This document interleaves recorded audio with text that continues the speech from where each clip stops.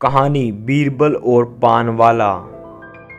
एक दिन अकबर को पान खाने की तलब हुई। उन्होंने अपने खास पान वाले को बुलाया और उससे पान पेश करने को कहा।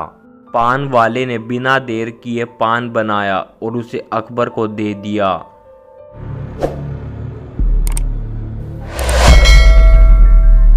अकबर ने चुपचाप पान खा लिया। फिर पान वाले से बोले, जाओ आधा किलो चूना लेकर आओ।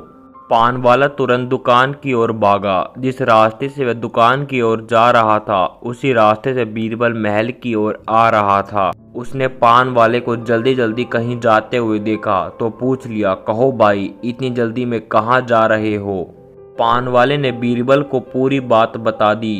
पूरी बात सुनने के बाद बीरबल बोला, ठीक है भाई, तुम जाओ दुकान से चूना खरीद लाओ, लेकिन एक बात ध्यान रखना, बादशाह सलामत के पास जाने से पहले ढेर सारा घी पीकर जाना। पान वाले को बीरबल की ये बात समझ नहीं आई। उसे हैरान देखकर बीरबल बोला, हैरान मत हो, मैंने जैसा कहा है वैसा ही करो। मैं भी राजमहल पहुंच रहा हूं, वहां तुम्हें पूरी बात बताऊंगा। पान वाला बीरबल के कहे अनुसार ढेर सारा घी पीकर अकबर के पास पहुंचा। वहां पहुंचकर उसने आधा किलो चूना उनके सामने पेश किया।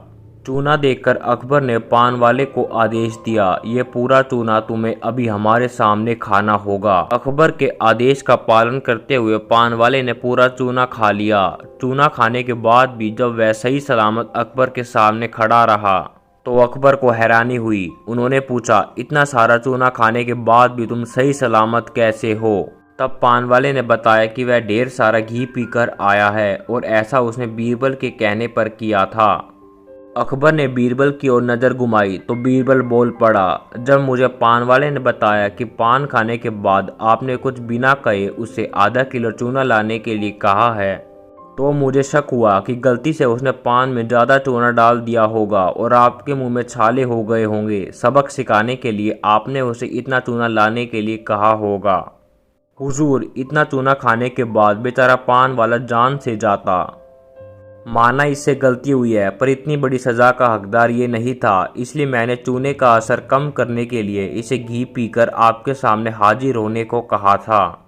अकबर बीरबल की अक्लमंदी पर खुश हुए और पान वाले को अगली बार ऐसी गलती ना करने के लिए आगाह कर जाने दिया। दोस्तों, अकबर बीरबल की यह कहानी अच्छी लगी हो तो लाइक और सब्सक्राइब जरूर करें। धन्यवाद।